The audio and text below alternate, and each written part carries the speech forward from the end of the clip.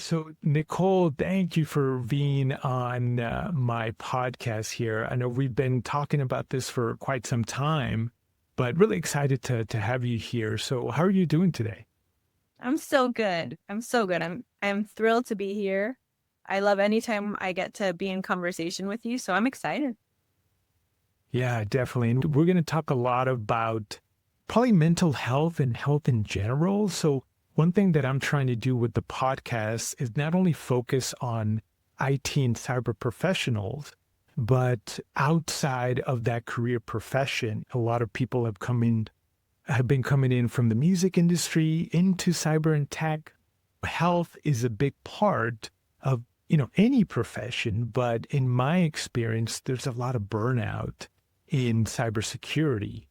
And would love to dive deep into that and get your perspective on how we can kind of regulate our thought processes and how to overcome, burnout and try to just be one with ourselves and be healthy at the end of the day, I think is the end state. But with that being said, I'd love to, hear from you. If you can just give a quick background for the audience of who Nicole is. I love this conversation. You know how passionate I am about it. Professionally, my journey started in the wellness space. I was in corporate health and well-being. I managed health programs for over 10 years. Worked mostly with organizations to support their employee engagement. The focus was often the physical well-being, right? And I navigated the corporate world. I was leading strategic wellness initiatives that helped employees live healthier, more balanced lives. But I think in the last several years, there's been a stronger focus on mental and emotional well-being. But for me, over time, I started to realize that true well-being is so much deeper than just our physical health. I became really passionate about emotional and mental aspects about helping people reconnect with ourselves, right? To regulate our nervous systems, to lead with authenticity. When I talk about coming to this space and feeling a little bit nervous to speak, using tools and resources that I've given to myself, like humming to regulate my nervous system. These are things that aren't taught in these corporate environments, and that's okay. But this really led me to transition into founding Nicole Lilly Coaching, which is, what I'm doing now, focusing on somatic coaching. Soma means of the body. Okay, our body holds so much wisdom. It is so, so wise. I facilitate Mhm. breathworks. I focus on leadership development. But ultimately, what I'm doing is I'm supporting individuals and groups in cultivating that inner resilience, bodied self-awareness, and what I like to call like heart-centered leadership. When we're understanding who we are and understanding how we want to show up in the world, how do we learn to lead from that place, right? That heart-centered leadership. And so that's a little bit about me. I'm obviously Latina. I came from South Florida, born and raised to a Colombian family. I had so many belief systems and internal narratives that really stopped me from becoming the version of me that I wanted to be in the world. And so my work has really helped me and supported me in coming home to myself, is really what I like to call it. Let's go ahead and start from the beginning. You said you've been in the kind of mental healthcare space for the past 10 years. So, what Yeah. led you down that path? Was it, school? Was it a mentor? And another thing that I really love to talk about is mentorship. So, we'll definitely get into that. So, walk us through Nicole at an earlier age in college, or maybe even before college, on saying, this is what I want to do. This is my passion. Oh, I wish I could say it came from a place of passion. I grew up in an environment where I learned at a very early age, and I talk about this often, that my worth and my value came from the way that I looked, the external. And I was a overweight young girl growing up. I turned to food for comfort from a very early age. And so there was always this internal struggle of wanting to look a certain way and turning to food for comfort. So imagine the war that creates, right? Yeah. Constantly trying to look a certain way. When I started college, I went on this weight loss journey. I lost about 70 pounds. And I Wow. started working at the recreation center at my school, at my university. So I was going to school full time and I was managing this 84,000 square foot wellness facility. I became really obsessed, somewhat in an unhealthy way, about health and physical fitness and diet and all of these things because I was living this new lifestyle. But it ended Mhm. up being what I went to school for. So I went to school for health science with a minor in health service administration. And then I continued on to pursue a master's degree in public health with the focus in health promotion and disease prevention because of this weight loss journey. And so when I graduated with my degree in public health, the work that I was looking for was under the umbrella of well-being, health and fitness, health and wellness. And I found a role as a well-being strategist with the corporate company that I spent 10 years at. And so it was very, very much in alignment with my passion, my purpose at the time. Like I mentioned a little earlier, the focus was often supporting people in their lifestyle of physical fitness, supporting them in making good, healthier decisions with their diet. Obviously, improving sleep at the time. Smoking cessation was also a really big driver in that employee well-being space. So those were the things that I was really, really focusing on at the time. So I think, Nicole, you might be the only person I know that actually studied what they studied in college is actually what they did as their initial career. So I definitely love that. You said that you struggled with that image. So where did that come from? Is it pop culture growing up, the Western beauty image that we get bombarded with from a day-to-day perspective, which for me growing up, it was in magazines and TV, but Yeah. nowadays it's all social media and just more of it. I think for me, I grew up in a very large, incredible, beautiful Colombian family that was predominantly women. And just generationally, I think that's what women have put on themselves for so long. Every conversation was, "Oh, you look great," or "Oh, you look like you put on some weight," or "Oh, what are you eating?" or "What I'm not eating. I'm dieting right now, so I can't eat this." Every single thing that was in the world, in my world, in my ecosystem with which I grew up in, focused on how you looked. And so, yes, culturally, societally, familially, my parents were very health conscious. I think also very vain, which is fine, no judgment, but certainly health conscious and very active. We would go to the beach every weekend. My parents would be the ones, playing the racket or whatever. I can't even remember what you call it, back and forth, the paddles. And my dad would run on the beach as we were there. And I I don't know what happened. I just didn't get that. I didn't get that as a kid. And I do think that maybe, and this isn't to blame or to point fingers, but I think it was difficult for my mom to have a little overweight daughter. And so instead of teaching, because oh my goodness, and again, I'm not trying to blame her, but I think what happens is this fear of what will my daughter's life be like, that there's a pocket of shame that exists in the way that we um, teach our children sometimes when it's coming from a place of shame and trigger, rather than teaching you here are ways that we can be healthy. It's coming more from a place of don't eat that. This is bad and that's good.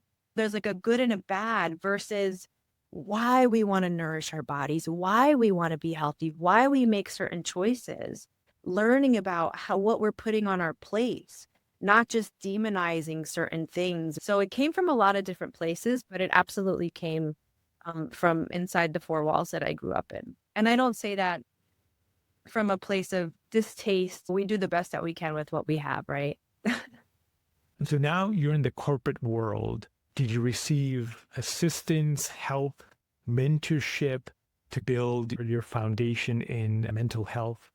Oh boy. How do I answer that question? That's tricky. Did I receive assistantship? Yes. yes, I'm sure that there were people and that there were opportunities and certainly like a whole host of resources and information. And I think especially when I stepped into my professional career, my corporate world career, one of the biggest challenges that I experienced was being afraid of divulging anytime I didn't know what I was doing. And so Yeah. that can be tricky, especially when you're stepping into a new environment, feeling like you have to be perfect, like you have all the answers, or at least that's how I felt when I stepped into the corporate world. So there probably were people that would have wanted to help me in different ways, to support me in different ways, to guide me in different ways. But I kind of always struggled to reach out for help, to ask for support. And I always felt like I had to do it on my own. So I probably didn't learn as quickly as I could have or should have. And that's a Right. lesson that I really learned. But I think that's one of the biggest things that I experienced. And so, when I think about how do I communicate to this generation or kids that are leaving college and stepping into the real world, it's like, it's okay to not have all of the answers. It's okay to ask questions. It's okay to not know what you're doing and to share that because people more often than not want to help you. They want to support you. Now, having said that, I think one of my big internal stories that I've really navigated and worked through with intention is this feeling Hmm. of being a burden. And so I can remember that feeling too in that corporate space, like not wanting to bother somebody else to ask for help because they're just as busy as I am. But again, hindsight is 2020 and what you realize is that people do want to help. People, maybe not everybody does, but more often than not, people genuinely want to support you. They want to help you to thrive. At least I like to think so. But lots of resources within the corporate space. I know you know this. There's something called the intranet, which maybe it's called something different now, but it's basically internal websites that link all of the resources and all of the toolkits and guides and everything that more often than not you can access and leverage. So I spent a lot of time reading Hmm. and trying to learn on my own, quite honestly. I guess a question in regards to why we don't ask for help. I'm trying to think of myself. I wouldn't ask, right? Because we did have, or we thought that we needed to know everything about whatever our chosen career field was. But where do you think that come from? Is that cultural? For me personally, I was super shy. I didn't talk to anybody growing up. And now it's funny. One of my former managers, I did tell him that I'm an introvert. He was shocked. He said, "What? Yeah, I'm an introvert. You put me in a party or a get together with people that are dealing with IT and cyber, I could talk up a storm. But if it's not, I'm going to be in the corner just drinking my lemon water and just not engaging because you're out of your depth or knowledge. And maybe there's this perception that we got to know everything, even outside of our profession. Back to my original question, is it vulnerability? Is it culture? Why are we scared of asking for help at the end of the day? I think it's different for everybody. For me, I think that it was not believing in myself enough, which I think at the foundation of so many of us, I really do believe that that's the core of it, that not enoughness, that unworthiness, lack of confidence. Maybe you grew up in an environment where asking questions got you in trouble. Maybe you grew up in an environment where curiosity was not received with positivity. And because this is the work that I do, it's like we're programmed within those first 7 years of our lives to belong to whatever ecosystem that we are born into. And so Mhm. more often than not, it's like the way that we show up in the world as adults is programming from those first 7 years of our lives. So if As a little boy, you felt like you weren't allowed to speak up, or you didn't have the tools or the right witness to say, it's okay to speak up. It's okay to use your voice. And to be clear, there's nothing wrong with being introverted. It's Right. beautiful. Believe it or not, I believe myself to be introverted as well in many instances. But sometimes I think it's because we haven't been given enough witness to evolve and to like blossom those parts of us that are a little bit more afraid to be seen. Absolutely, it's a vulnerability thing too, especially for men that are taught vulnerability is weakness. I think we're all taught that, but I think Mhm. predominantly on the space for boys to not show your feelings, to all of those things, which I think is very dangerous. An important topic. I would love to maybe talk offline about that a little bit more. But it's funny that you mentioned modeling. My mom talked to everybody. She would talk to all strangers. So I saw that for my mom, but I'm just like head down. I'm like, "Nah, I'm not going to do that." But so then, how receptive were your colleagues within the corporate world to acknowledge and start looking at being more healthy? It depends. Especially when I started in the corporate space, I supported a book of business of about 25 clients. And so some were very receptive. Oftentimes, you see success in a well-being employee wellness program when the support is coming from the top down, right? When you have leaders that are talking about their well-being, that are talking about their mental health, that are talking about ways that they're supporting, a healthy lifestyle, and that sort of does tend to trickle down. People feel like maybe I can go for, an afternoon walk. So receptivity, yes and no. Some clients were a little bit more receptive. Now, the last several years, I was aligned to different national accounts. So I would actually be embedded within the organization that I was supporting. And so oftentimes, like, I would be the face of the well-being program. You would see me coming down the hallway and you would turn the corner because you didn't want to have that conversation about what choices you're making. Right. But it just kind of depends. We have to meet people where they are, right? The way that I show up now is very much meet you where you are, understanding our lifestyle choices are go so much deeper than just those surface level choices, because I talk about this a lot, but our subconscious Mhm. really drives our choices. I can maybe make different choices in my diet and physical activity for a couple of weeks, but once I start sabotaging myself, there's usually those underlying subconscious choices that are happening for us. But from a corporate environment perspective, yeah, I think it's really nice to have messaging that's encouraging. I think it's nice to have messaging that is positive, incentive, communication versus like, and even though we're all different, so some people actually do make choices and decisions from that, like like that stick approach. Mhm. We're all a little bit different. I tend to lean more towards the side of the carrot approach, the incentive of like, how do you want to show up in the world? This is so much of what I do and what I teach. Like, how do you want to show up in the world? How do you create a vision for who you want to be in the world? And then the choices that we make are self-led. The choices that we make are in alignment with that version of you that you're trying to Mhm. become. In the corporate space, yeah, some clients were more receptive than others, but all of them want to drive lower medical costs. I think that's the reason that we were there. You also bring up an interesting point. It's got to be top down, right? For, hey, this should be a priority, in this case, mental health and health in general, or taking time off for vacation. Within the IT and cybersecurity space, we struggle with that.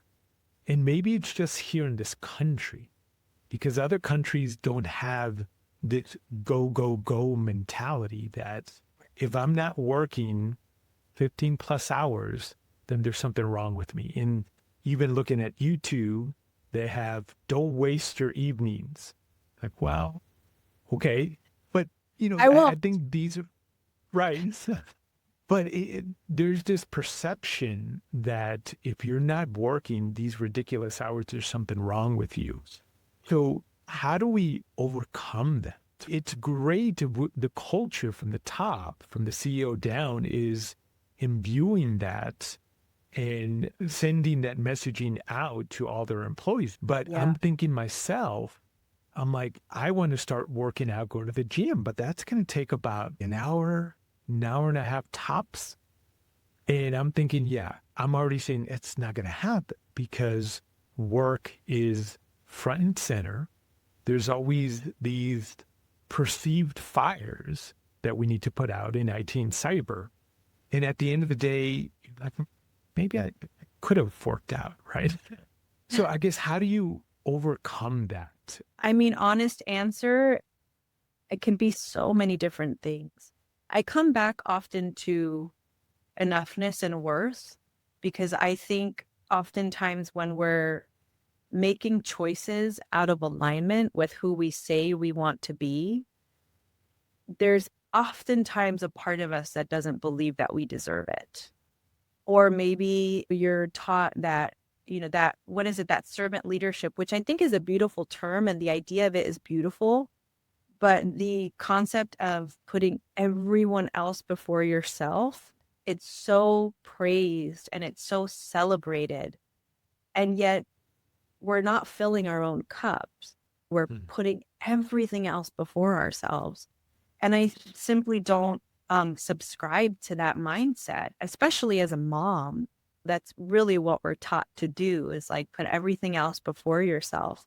And so ultimately, I think it comes down to what I continue to return to is, who do you want to be in the world? How do you want to show up? And this is so much of my embodiment work, like really getting clear on who you want to be, having a vision of who you want to be in the world, what they look like, what they talk like, how they dress, what, who they're interacting with, what environments are making them expand, like getting really clear on that. And then making choices from that place. It all comes back to that foundational why. Like, why are we making choices? It takes intention and it takes attention to our inner world to understand why we're making the choices that we make. So sometimes it can just simply be, I don't want to. Okay, well, I don't want to either, but I know who I want to be in the world. It's cultivating that inner resilience to stay with ourselves through discomfort. This is so much of what I do right now. It's teaching and practicing. How do we stay with ourselves through the discomfort? And I'll also share a little story about this relationship that I had with the term discipline for so long. I used to really resist the idea of discipline. It made me want to contract. And I know that sounds silly, but the reality is that discipline in my mind was always, always tied to how my body looked. When I thought discipline, it was only ever about the exercise and the food, discipline around how I move my body and what I put in my mouth. And so there was a resistance whenever I heard someone talk about discipline. And I had a teacher who introduced the concept of self-leadership, which, quite honestly, between you and I, is not very different from discipline on the outside looking in. But what's different is that discipline sounds like I have to. I have to eat this number of calories or else I'm going to gain weight. I have to exercise or else I'm not going to fill in the blank, right? Self-leadership sounds like I get to move my body because I want to feel good and I want to feel energized, right? I get to eat nourishing foods because, like, for all of the reasons that we say we really want it, right? Like, it's really understanding like your why. So much of it is tied to me in what we believe we deserve and getting really curious. It's a process of coming home to ourselves and understanding like why we make certain choices. It's a lot of fun, but it takes time and it takes curiosity. As you were saying that, I was just thinking of a story. So I'm training for Leadville, which is essentially raining up mountains and coming back down. And one of my buddies is why are you doing that? I'm like shifting the narrative that I can or I get to do this. And I just said simply because I'm breathing right now. There's going to be a point in time where we're not going to be breathing. We're not going to be on this earth anymore. And as we Yeah. get closer, especially with me, as I get closer to that, hopefully it's still a couple of decades away, you want to say, regrets are always part of human nature, right? Or Sure. just our psyche. But we will never regret, you know what? I should have had more meetings. I think I should have done more at work. It's Right. more about I should have spent time with our loved ones, with our kids, with our family, and taking care of our body.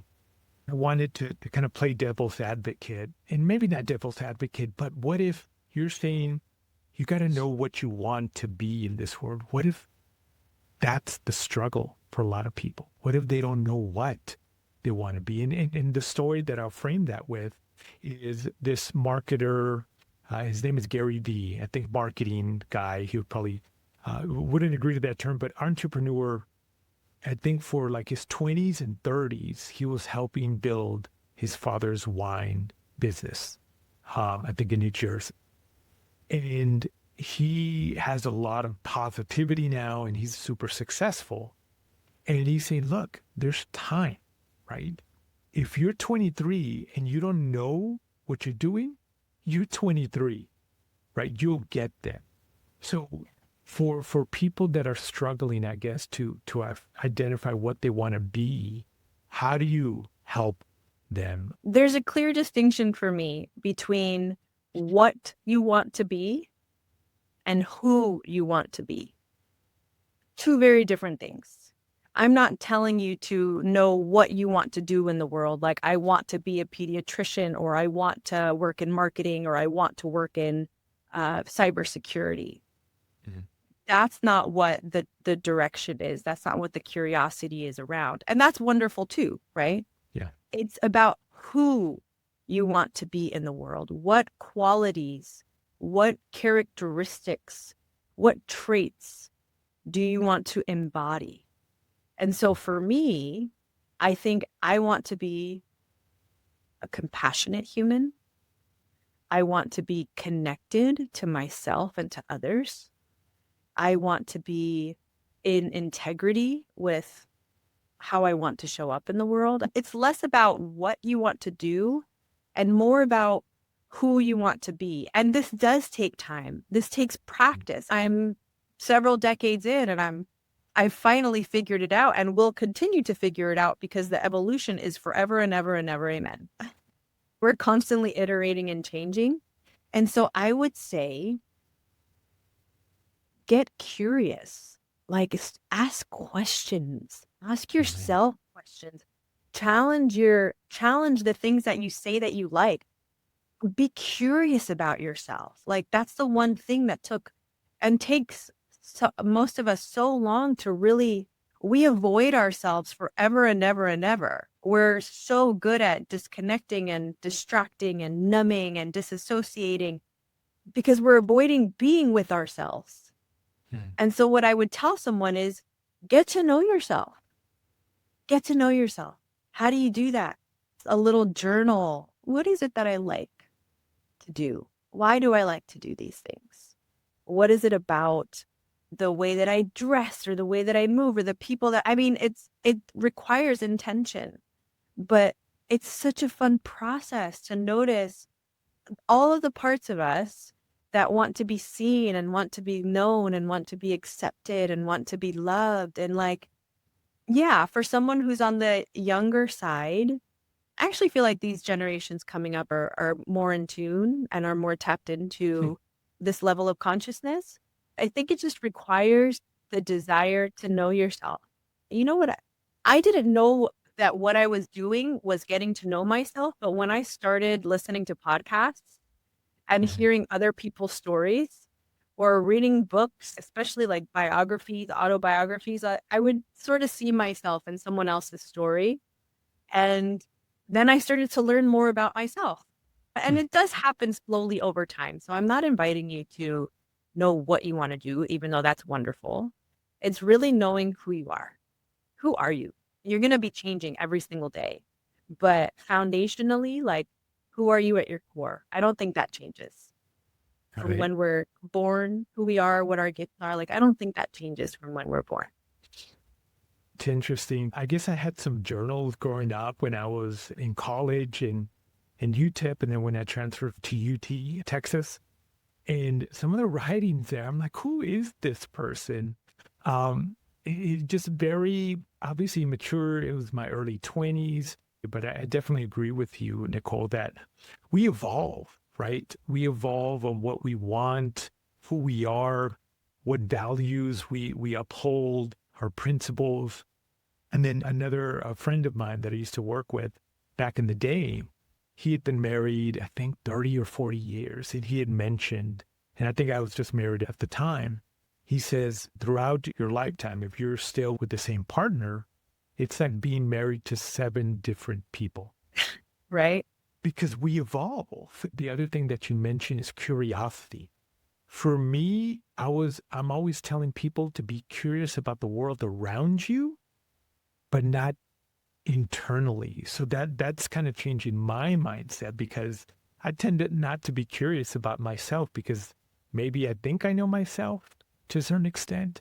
But that's going to be a challenge that I'm gonna take moving forward to really get to know myself a little bit more as I progress moving forward there.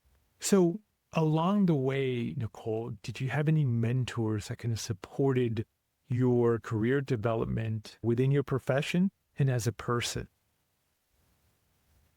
When I was an undergrad, I never considered graduate school. It never Mm. crossed my mind. Maybe it was like a possibility thing or a financial thing, whatever it was.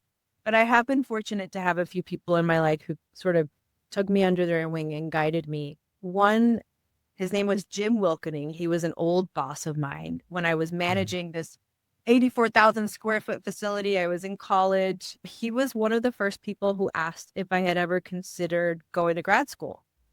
But he didn't just suggest it. He helped coordinate visits to schools.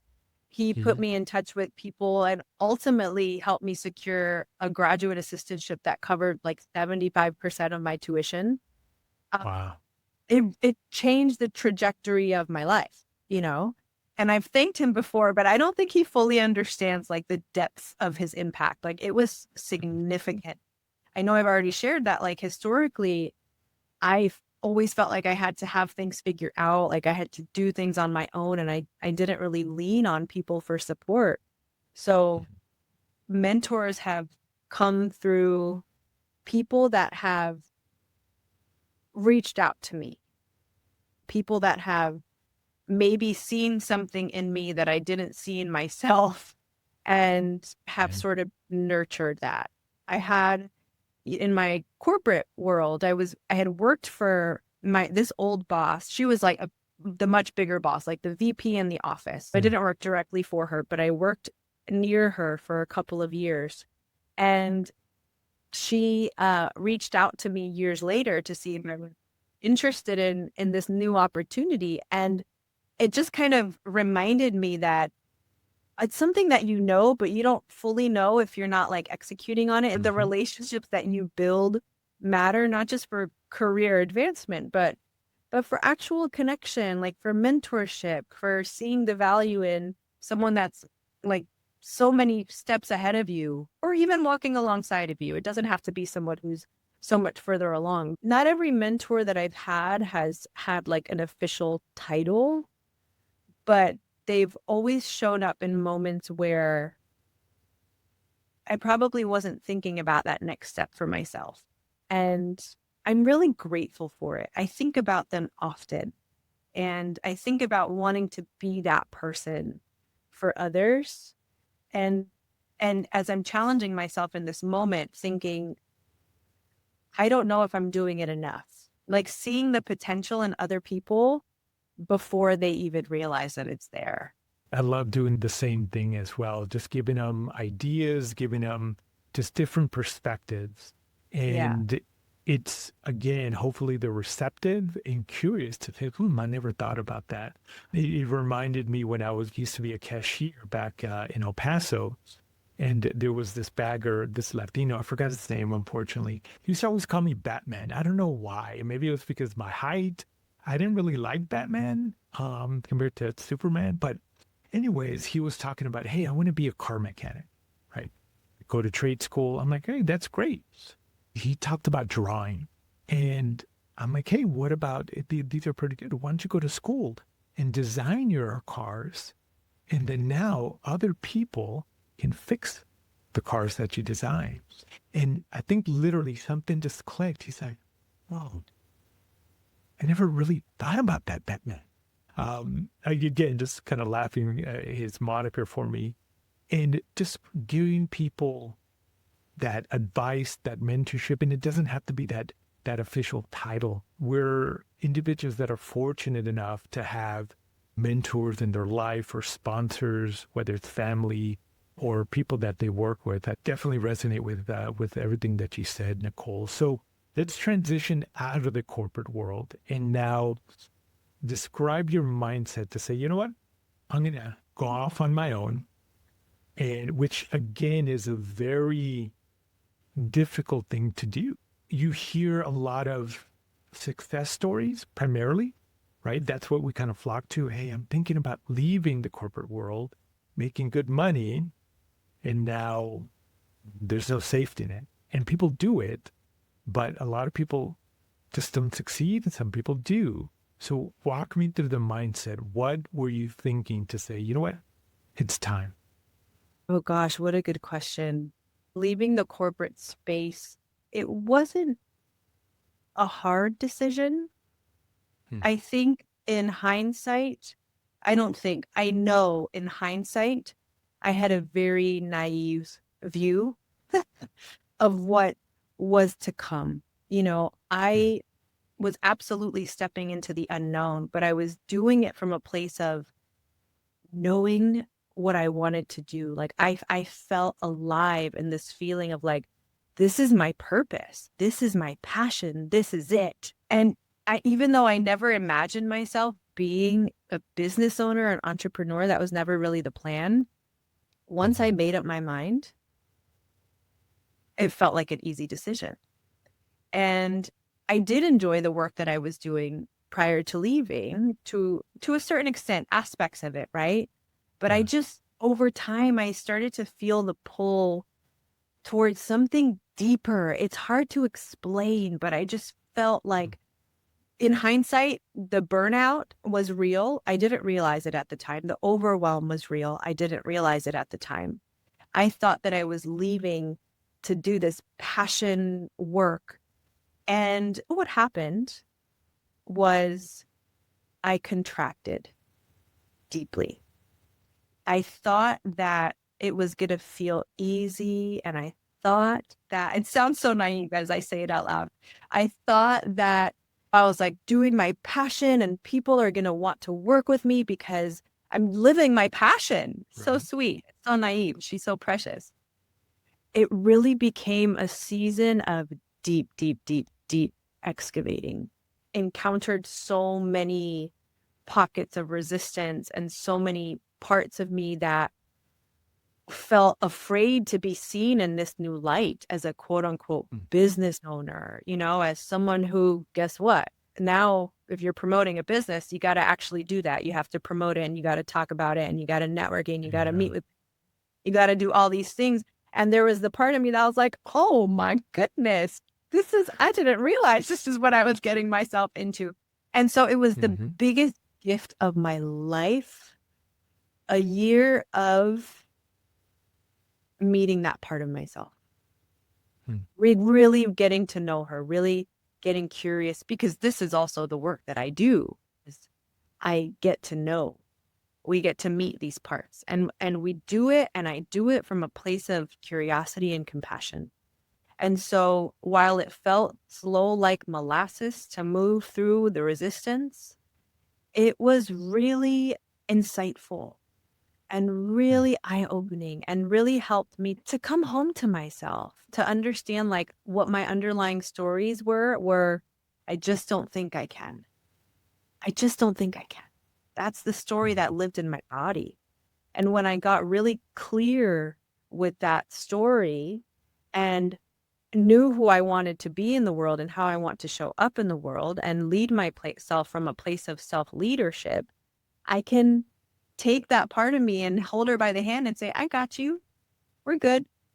We're going to keep moving. Okay. Like, you're a little bit afraid, but I'm in my wise adult body now. And this is what we're going to be doing to stay moving in the direction that we're trying to move. So slowly just uncovering the ways that I self-sabotage. I know it sounds very like woo-woo and all as spacey and out here, but this is the work that I do, is just coming home to ourselves, all of the places that we want to avoid ourselves, and breathing and getting still and getting curious. Our bodies are so wise. So leaving the corporate space, it felt easy at the time. It led me into a year of like deep, deep, deep shadow work and really uncovering so much. And there's still so much to uncover. But now I've finally gotten to a place of sturdiness and grounded and have really developed a foundation of like self-trust that no matter what comes, if tomorrow I need to start making a steady income doing something else, like I can do that while I continue to build, right? It's like trusting this process of growing, and I'm learning and I'm excavating and I'm curious and I'm having fun even through the discomfort, because it's uncomfortable. It's uncomfortable. It ain't for the faint of heart, but I also have my back, and it feels really good to know that.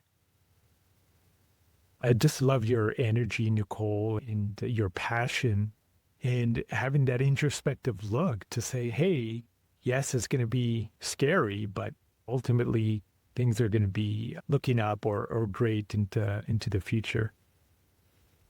So in regards to your company, what are the services that you provide? Anybody listening is interested in reaching out to you. How do they do that? You can find me on social, online. I go by the name of Deeply Devoted Lilly. I've got different links to different ways to work together. I do a lot of one-on-one coaching. And often the people that I work with are either feeling stuck in a certain area of their lives, or that saying, like, you're sick and tired of being sick and tired, where you're just like, Right. that there's something, that you want to show up in a certain way or set a certain boundary or speak your voice or speak your truth, but there's something that stops you. That's often when you come to work with me, because it's not just about adding new habits to your day, or it's not just about like adding something to your list. It's about getting to know yourself. I do one-on-one coaching. I actually teach a weekly somatic movement class here in the Bay Area.